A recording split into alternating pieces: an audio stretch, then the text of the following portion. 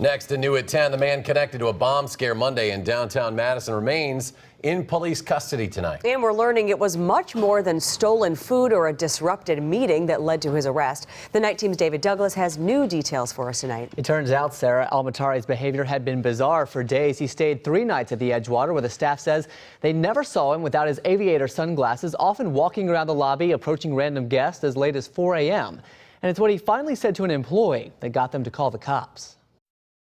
We have a buffet, and typically we have a guest speaker. Each week, like clockwork. We typically get between 60 and 65 every Monday. The downtown Madison Kiwanis Club holds a luncheon at the Edgewater. It's always the same people. Which made it pretty easy. Been here every Monday for 6 years, so. For Nick Watson, the hotel's banquet manager, to tell Ayad Almatari didn't quite fit. Well, the gentleman had been in the lobby for a little while, acting strangely, and concerned a few of the guests as they were coming in. Watson didn't say anything, but then he says Almatari's actions forced him to. He walked into one meeting uninvited, and I asked him to leave, and he did.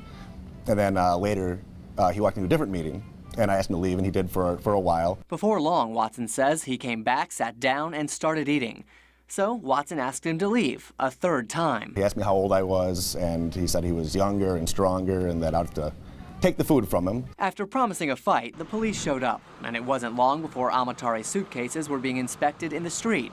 All of it, Kiwanis President Greg McManus says, could have been avoided. Obviously, somebody approached him and asked him if he was a member, and got some type of a response that wasn't probably the most pleasant. So if this gentleman would have come in and said, you know, I need a meal, would you mind if I joined you for the day, we would have welcomed him.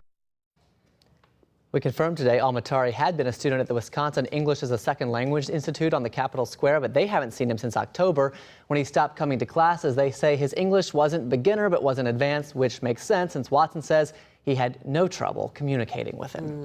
Interesting story. David Douglas reporting tonight. David, thank you very much.